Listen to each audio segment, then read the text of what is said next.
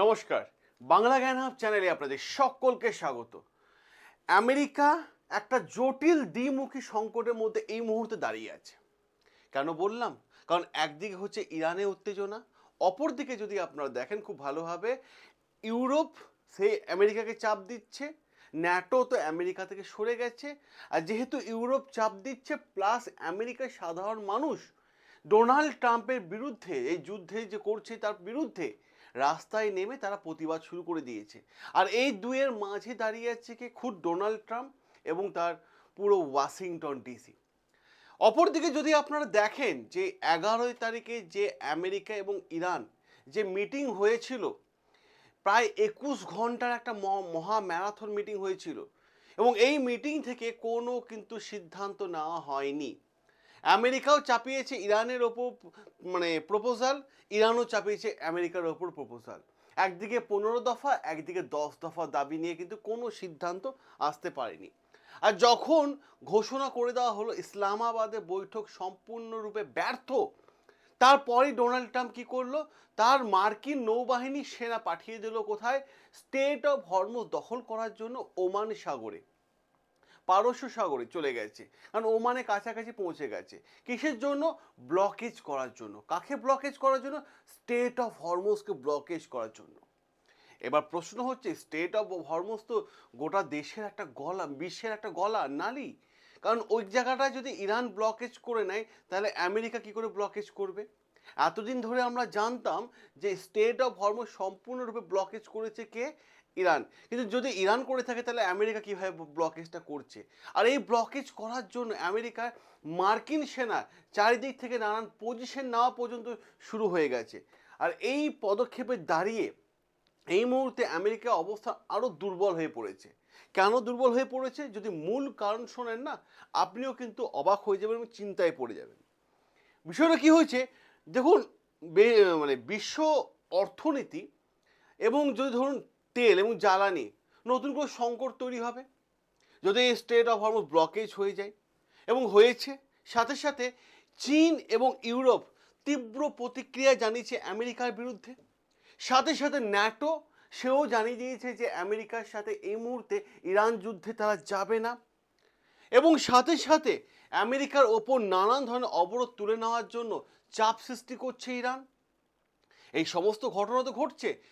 এর পাশাপাশি যদি আপনারা আরও একটা বিষয় দেখেন, এই সমস্ত বিষয় নিয়ে ডোনাল্ড ট্রাম্প ঘোষণা করেছেন যে ইরানের সঙ্গে আবার একটা দ্বিতীয় দফা মুখোমুখি বৈঠক হবে আগামী বৃহস্পতিবার, মানে 16 এপ্রিল বৈঠক হবে। তাহলে এই বৈঠককে চূড়ান্ত বৈঠক হিসেবে ধরে নেওয়া যেতে পারে। আর তার আর্টিকেল চারিদিকে চলে এসেছে, দেখুন কি বলছে, diplomat try to arrange more US Iran talks during first full day of American blockage. America যে ইরান হরমুজ প্রণালী ব্লকেজ করতে যাচ্ছে, তার জন্য ইরান আমেরিকা আবার একটা বৈঠক। আপনারা জাস্ট একটু চিন্তা করুন, এই যুদ্ধটা শুরু হয়েছিল কি নিয়ে? আমেরিকার রিজিম চেঞ্জ করা নিয়ে। এই যুদ্ধটা যদি এই বৈঠক সাকসেস হয়ে যায় তাহলে যুদ্ধটা শেষ হবে কি নিয়ে? হরমুজ তুমি কার, এইটাকে নিয়ে প্রশ্ন এই জায়গা হয়ে যায়। এবার প্রশ্ন হচ্ছে বৈঠক যে হবে আগামীকাল, সে বৈঠকটা হবে কোথায়? সাধারণত এখনো কোনো ফাইনালাইজ নাম হয়নি, কিন্তু দুটো দেশের নাম উঠে আসছে। একটা হচ্ছে সুইজারল্যান্ডের জেনেভাতে, আর একটা হচ্ছে পাকিস্তানের ইসলামাবাদে। তাহলে পাকিস্তানের ইসলামাবাদে আবার বৈঠক, যদি বা সুইজারল্যান্ডের জেনেভাতে আবার বৈঠক। এবার প্রশ্ন হয়ে যায় এই জায়গায়, জিও পলিটিক্সে এক্সপার্টরা কী দাবি করছেন? যে দ্বিতীয় দফার মতো সম্ভবত এই বৈঠক পাকিস্তান ইসলামাবাদে হওয়ার সম্ভাবনা বেশি। আর এই মুহূর্তে পাকিস্তান, আমেরিকা এবং চীন গুরুত্বপূর্ণ একটা ভূমিকা পালন করছে। কারণ চীনও এক প্রকার হুমকি দিয়ে দিচ্ছে আমেরিকাকে, অপরদিকে রাশিয়াও এক প্রকার হুমকি দিয়ে দিচ্ছে ইসরায়েলকে। কারণ আপনারা যে আপডেট দেখেন, গতকালকে আমি রাত্রে ভিডিওটা করে দিয়েছিলাম, ভেবেছিলাম সকালে করব, কিন্তু এমার্জেন্সি রিপোর্ট এসেছিলো, খুবই গুরুত্বপূর্ণ রিপোর্ট এসেছিলো, আমি তাই করে দিয়েছিলাম। কি হয়েছে গতকালকে রাশিয়ার প্রেসিডেন্ট পুতিন সরাসরি ইসরায়েলকে হুমকি দিয়ে দিয়েছে। এবং ইসরায়েলকে হুমকি দেওয়ার পর আপনাদের ইরানে যে নিউক্লিয়ার পাওয়ার পয়েন্ট ছিল, সেই নিউক্লিয়ার পাওয়ার পয়েন্টে রাশিয়া প্রায় 600টার মতো কর্মী কাজ করতো। রাশিয়া তাকে বলেছে ভাই ইমিডিয়েট তোমরা রাশিয়া ফিরে চলে এসছো, কারণ ইসরায়েল যে কোনো মুহূর্তে নিউক্লিয়ার অ্যাটাক করতে পারে বা নিউক্লিয়ার সেন্টারের ওপর মিসাইল হামলা করতে পারে, যার পর রেডিয়েশন ছড়াবে এবং প্রচুর মানুষ মারা যেতে পারে। যার জন্য রাশিয়া তাদের 600টা কর্মীকে ডেকে নিয়েছে এবং সাথে সাথে কি করেছে, সাথে সাথে যে ঘটনাটা ঘটিয়ে দিল, মানে ইসরায়েলকে হুমকি দিয়ে দিল। তাহলে বিশ্ব এখন এই মুহূর্তে যদি আপনারা দেখেন প্রত্যেকটা ঘটনা যে এক এক করে সাজান, তা মহা সংকটের মধ্যে দিয়ে যাচ্ছে এই মুহূর্তে, মহাসংকট। এবার প্রশ্ন হচ্ছে ইরান এবং আমেরিকা আবার একটা বৈঠক, এবং বৈঠক সাকসেস হচ্ছে না কেন? এইটার একটা যে গুরুত্বপূর্ণ উত্তর খুঁজে যায় তাহলে দেখা যাবে দীর্ঘ 40 বছরের সমস্যা, সেটা গত মানে 11 এপ্রিল মানে 21 ঘন্টায় কি মেটা সম্ভব ছিল? এটাই প্রশ্ন করেছিল গোটা বিশ্ববাসী। সেই সম্পর্ক আবার ঠিকঠাক করার জন্য আগামীকাল, সম্ভবত আগামীকাল ইসলামাবাদে হওয়ার সম্ভাবনা আছে, কারণ এখনো ফাইনালাইজ হয়নি, দুটো দেশের নাম কিন্তু উঠে আসছে। এবার সমঝোতা হচ্ছে না কেন, আলোচনা হচ্ছে না কেন, বা ডিল হচ্ছে না কেন? প্রথম দুটো কারণ আপনাকে বুঝতে হবে। এক, ইরানে পারমাণবিক কর্মসূচি সমস্ত বন্ধ করতে হবে। কেন, কি কি বিষয়ের ব্যাপারটা? আমেরিকা প্রথম থেকে দাবি জানিয়ে এসছে যে ইরান পারমাণবিক অস্ত্র বানাতে পারবে না, পরমাণু বোমা দিয়ে অস্ত্র কোনো প্রকারই বানাতে পারবে না। অপরদিকে ইরানও কিন্তু কাউন্টার উত্তর দিয়ে দিয়েছে, রিপ্লাই করে দিয়েছে। ইরান বলছে ভাই নিজেদের নিরাপত্তার স্বার্থে তারা পারমাণবিক শক্তি অর্জন করেছে এবং তারা করবে। আজকে যদি আমেরিকার কাছে নিউক্লিয়ার অস্ত্র থাকে তার ইরানের কাছে কেন নয়? এইটা কিন্তু ইরানের কাউন্টারের রিপ্লাই ছিল।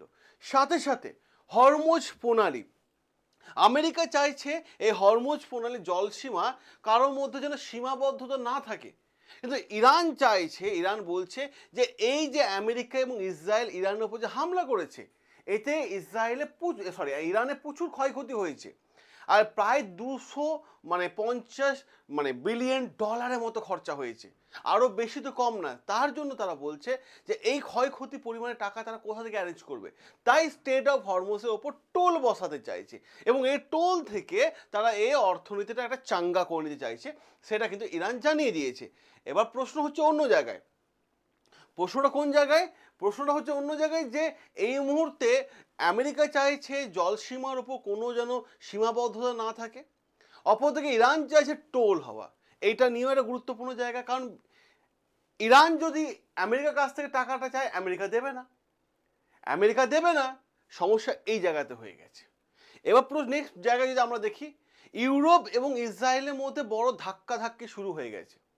কিসের জন্য ধাক্কাধাক্কি শুরু হয়েছে সেটাও আমি আপনাদের কাছে ক্লিয়ার করে দিই। দেখুন, ইউরোপে ইসরায়েলের বিরুদ্ধে একটা বড় গোষ্ঠী আছে, ঠিক আছে, বড় একটা দেশ, সমর্থকের দেশ আছে ইসরায়েলের বিরুদ্ধে, ঠিক আছে, ইসরায়েলের বড় সমর্থক দেশ আছে হাঙ্গেরি। এর প্রশ্ন হচ্ছে তাদের যে প্রেসিডেন্ট, প্রধানমন্ত্রী আছেন, তার নাম হচ্ছে ভিক্টর অরবানে। এই ভিক্টর অরবানের পরাজয়ের পর পরিস্থিতি পুরো বদলাতে শুরু করে দিয়েছে, সবাই এখন অ্যান্টির দিকে এগিয়ে যাচ্ছে। এবার প্রশ্ন হচ্ছে নতুন পরিবর্তন এসেছে। স্পেন এবং ফ্রান্সের ইতিমধ্যে ইসরায়েল বিরোধী অবস্থান নিয়ে প্রতিবাদ শুরু হয়ে গেছে। অপরদিকে 1955 সালে যে ইসরায়েল এবং ইউরোপিয়ান ইউনিয়নের যে চুক্তি ছিল, সেই চুক্তি বাতিলের দাবিও পর্যন্ত বর্তমানে উঠছে। এবং প্রশ্ন হচ্ছে আন্তর্জাতিক আদালতে অপরাধ যে হয় হাঙ্গেরি, তাতেও কিন্তু পরিষ্কারভাবে বলে দেওয়া হয়েছে যে হাঙ্গেরি কিন্তু এবার ইসরায়েলকে আর সাপোর্ট করবে না, সেটাও কিন্তু ইন্টারন্যাশনাল কোর্টে গিয়ে কিন্তু হাঙ্গেরি জানিয়ে এসেছে। এই জায়গায় পরিষ্কারভাবে বোঝা যাচ্ছে যে ইসরায়েলের বিরুদ্ধে ইউরোপ আরও চাপ বাড়াতে পারে, এটাও একটা গুরুত্বপূর্ণ জায়গা। অপরদিকে যদি আমরা আরও কয়েকটা গুরুত্বপূর্ণ জায়গা দেখে নিই আপনাদের সামনে, নেক্সট যে পয়েন্টটা হবে সেই পয়েন্ট হচ্ছে আমেরিকার ভেতরে এখন গৃহযুদ্ধ শুরু হয়ে গেছে। আমেরিকার ভেতরে এখন গৃহযুদ্ধ শুরু। কেন বললাম কথাটা, তার পেছনে অনেকটা গুরুত্বপূর্ণ কারণ আছে। দেখুন, নিউ ইয়র্ক শহরের মধ্যে হাজার হাজার মানুষ রাস্তায় নেমে প্রতিবাদ করছে। কার জন্য, কিসের জন্য? সেটা হচ্ছে ডোনাল্ড ট্রাম্পের বিরুদ্ধে প্রতিবাদ করছে। তাদের বক্তব্য কি? তাদের বক্তব্য হচ্ছে মেন 4টে পয়েন্ট। এই 4টে পয়েন্ট যদি দেখেন, মারাত্মক লেভেলে প্রতিবাদ চলছে, মানুষকে অ্যারেস্ট করা হচ্ছে, ঠিক আছে। এই প্রতিবাদের মেন কেন্দ্রবিন্দু কি? মেন কেন্দ্রবিন্দু হচ্ছে যে এই মুহূর্তে যুদ্ধ বন্ধ করতে হবে, কারণ আমেরিকার সাধারণ মানুষ জানে এই বিষয়টা যে যুদ্ধ হলে দেশের ক্ষয়ক্ষতি হয়, ইকোনমির ওপর মারাত্মক প্রভাব পড়ে, জিডিপির ওপর মারাত্মক চাপ সৃষ্টি হয়ে যায়, যার ফলে দেশ কিন্তু আরো এগিয়ে যাওয়া থেকে পিছিয়ে যায়। এটা আমেরিকার মানুষ বুঝতে পারছে, কিন্তু আমেরিকার মানুষ বোঝার পর তারা কিন্তু ডোনাল্ড ট্রাম্প সরকারের বিরুদ্ধে প্রতিবাদে রাস্তায় নেমে গেছে। অপরদিকে তারা আর একটা দাবি জানিয়েছে যে ফ্রি প্যালেস্টাইনকে সম্পূর্ণ ফ্রি করে দাও, ইসরায়েল যাতে প্যালেস্টাইনের ওপর আর কোনো প্রকার আক্রমণ করতে না পারে। সাথে পরিষ্কারভাবে বলেছে লেবাননের ওপর যেন ইসরায়েল আক্রমণ করতে না পারে। আর 4 নম্বর পয়েন্ট, এই মুহূর্তে যা যা মানে ওয়ার চলছে, ডোনাল্ড ট্রাম্প যেন ওয়ারের মধ্যে আর সীমাবদ্ধ না থাকে, আমেরিকার ডেভেলপমেন্টের ওপর যাতে নজর দেয় এবং সমস্ত ওয়ার যেন শেষ করে দেওয়া হয়। ঠিক আছে, এইটা কিন্তু আমেরিকাবাসী এই প্রপোজাল নিয়ে কিন্তু রাস্তায় নেমেছে, তারা প্রতিবাদ করছে। এবং যখনই প্রতিবাদ করছে কারণ আমেরিকার সাধারণ মানুষ জানে যে যুদ্ধের বিপুল অর্থ তো ক্ষয় হয়েই যায়, দেশের মানুষ কিন্তু এগিয়ে যাওয়া থেকে পিছিয়ে যাবে। এই মুহূর্তে সাথে সাথে আবাসন, স্বাস্থ্যসেবা, শিক্ষা, পরিবহন সমস্ত জায়গায় এই টাকাটা খরচা করতে পারতো যে টাকাটা যুদ্ধে ক্ষয়ক্ষতি হয়েছে। এই লজিকে কিন্তু আমেরিকা মানুষ প্রতিবাদ করছে। আর যখনই প্রতিবাদ হচ্ছে, ট্রাম্পের বিরুদ্ধে ক্ষোভ বাড়ছে, তাই ক্ষোভটাকে দামানোর জন্য, সেই ক্ষোভটাকে আটকানোর জন্য সাধারণ মানুষকে গ্রেপ্তার করা হচ্ছে, তাদেরকে লকআপে বন্দি করা হচ্ছে। কিন্তু লকআপে বন্দি হলেও কিন্তু তারা কিন্তু আন্দোলন এই মুহূর্তে থামায়নি। তাদের পরিষ্কার বার্তা, যতদিন যুদ্ধনীতি বন্ধ না হয় ততদিন কিন্তু আন্দোলন চলবে, আমেরিকাবাসী কিন্তু পরিষ্কারভাবে জানিয়ে দিয়েছে। অপরদিকে যদি আরও একটা গুরুত্বপূর্ণ বিষয় দেখেন আপনারা, গতকালকে ডোনাল্ড ট্রাম্প একটা ছবি শেয়ার করেছিল ফেসবুক মানে সোশ্যাল মিডিয়াতে।